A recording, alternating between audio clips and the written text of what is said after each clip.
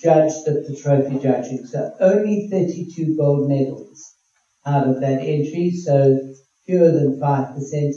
Extraordinarily over the history of the show, and it's been judged since 2002, that is exactly the average, and it's almost always, and there is no magical formula. This is not like the Angie Macheka matric certificate. We don't set the result we're looking for. I really didn't say that. It's the sound system that produces those sort of anarchic comments.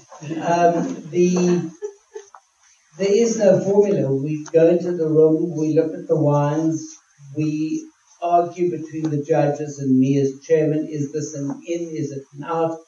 And when the dust is settled, that's pretty much what it is every year. What's interesting this year is there's a really good spread across classes.